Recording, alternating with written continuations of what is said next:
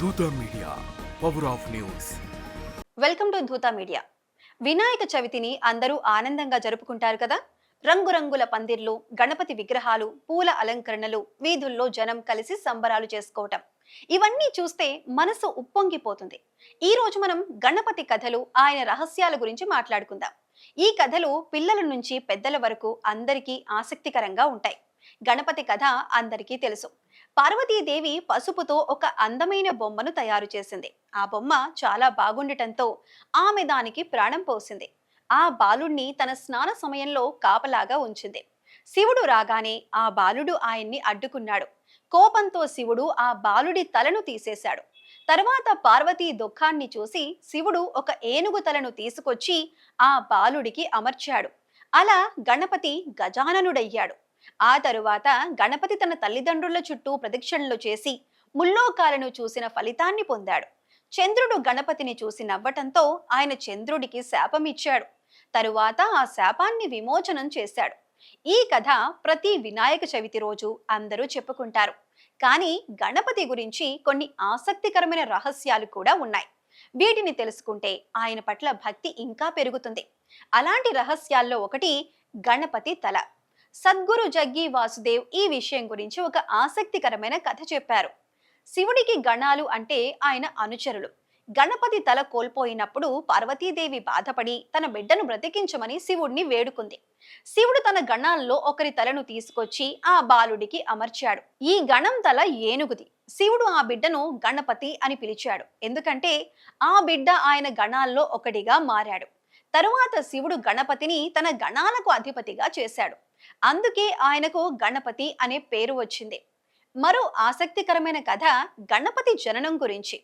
శివుడు పార్వతీదేవి ఒకసారి వనంలో ప్రయాణిస్తూ వానర రూపాలు ధరించారు. ఈ సమయంలో పార్వతి గర్భవతి అయింది. శివుడు ఆ గర్భాన్ని వాయుదేవుడికి ఇవ్వగా వాయుదేవుడు తన భార్య అంజన గర్భంలో ఉంచాడు. అలా హనుమంతుడు పుట్టాడు. అందుకే శివుడికి హనుమంతుడి మీద ప్రత్యేకమైన ప్రేమ ఉందని చెబుతారు. అదే విధంగా శివ పార్వతులు ఏనుగు రూపంలో ఉన్నప్పుడు గణపతి జన్మించాడని మరో కథ. గణపతి తొండం తెగిన కథ కూడా ఆసక్తికరంగా ఉంటుంది. గణపతి శివుడి గణాల్లో ఒకడిగా ఉండేవాడు. ఒకసారి పరశురాముడు శివుడిని కలవటానికి వచ్చాడు. గణపతి అతన్ని అడ్డుకోవటంతో పరశురాముడు కోపంతో యుద్ధం చేశాడు. ఆ యుద్ధంలో గణపతి తొండంను నరికేశాడు. ఈ సంఘటన పద్మ పురాణంలో ఉంది. గణపతి కాకిగా మారిన కథ కూడా ఉంది. దక్షిణ భారతంలో వర్షాలు లేనప్పుడు అగస్త్య మహర్షి శివుణ్ణి ప్రార్థించి కావేరీ నదిని తన కమండలంలో నింపుకున్నాడు. ఇంద్రుడికి ఇది ఇష్టం లేక గణపతిని సహాయం అడిగాడు.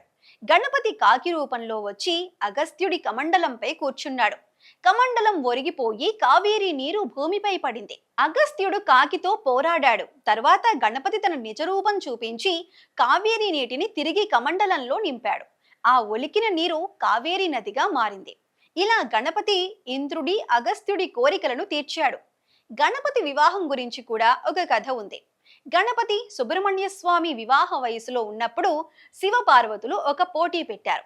ఎవరు మొదట భూమిని చుట్టి వస్తే వారికి ముందు పెళ్లి చేస్తామని చెప్పారు. సుబ్రహ్మణ్య స్వామి తన నెమలిపై బయలుదేరాడు. కానీ గణపతి నారదుడి సలహాతో తల్లిదండ్రుల చుట్టూ ప్రదక్షిణలు చేశాడు. తల్లిదండ్రులను చుట్టటం ముల్లోకాలను చుట్టటం లాంటిదని చెప్పాడు. అలా గణపతి మొదట వివాహం చేసుకున్నాడు. ఆయన భార్యలు సిద్ధి, బుద్ధి. అందుకే గణపతిని పూజిస్తే కార్యసిద్ధి, జ్ఞానం వస్తాయని నమ్ముతారు. గణపతిని విఘ్నేశ్వరుడు అని ఎందుకంటారంటే ఆయన అడ్డంకులను తొలగిస్తాడు. ఒకసారి సుబ్రహ్మణ్య స్వామిని సైన్యాధిపతిగా చేయటానికి ఇంద్రుడు ఆయన పాదాలను కడగబోయాడు. కానీ సుబ్రహ్మణ్య స్వామి చేతులు కాళ్ళు బిగుసుకుపోయాయి. శివుడు ఇంద్రుడికి ముందు గణపతికి పూజించమని చెప్పాడు. ఇంద్రుడు గణపతిని పూజించగానే సుబ్రహ్మణ్య స్వామి చేతులు కాళ్ళు కదిలాయి. అలా సుబ్రహ్మణ్య స్వామిని సైన్యాధిపతిగా చేశారు. అందుకే ఏ పని మొదలు పెట్టినా ముందు గణపతిని పూజిస్తారు. మహాభారతం గురించి కూడా ఒక కథ ఉంది. వ్యాసుడు మహాభారత కథను రాయటానికి ఒక రచయిత కావాలని బ్రహ్మదేవుణ్ణి అడిగాడు. బ్రహ్మదేవుడు గణపతిని సూచించాడు. వ్యాసుడు గణపతిని ప్రార్థించగా గణపతి ఒక షరతు పెట్టాడు. తన కలం ఆగకూడదని, వ్యాసుడు వేగంగా చెప్పాలని చెప్పాడు. వ్యాసుడు కూడా ఒక షరతు పెట్టాడు. గణపతి తాను చెప్పినవి మళ్ళీ అడగకూడదని. అలా ఇద్దరూ కలిసి 2.5 సంవత్సరాల్లో మహాభారతాన్ని రాశారు. ఈ కథలన్నీ గణపతి గొప్పతనాన్ని చెబుతాయి. ఆయన కథల్లో జీవితానికి సంబంధించిన చాలా నీతులు దాగి ఉన్నాయి. గణపతిని భక్తితో పూజిస్తే ఆయన ఆశీస్సులు మనకు తప్పక లభిస్తాయి. ఈ వినాయక చవితి సందర్భంగా గణపతిని పూజించి ఆయన కథలను ఇతరులతో పంచుకోండి. ఇలాంటి మరిన్ని మంచి వీడియోల కోసం చూస్తూ ఉండండి Dhootha media. For more updates, please subscribe Duta Media.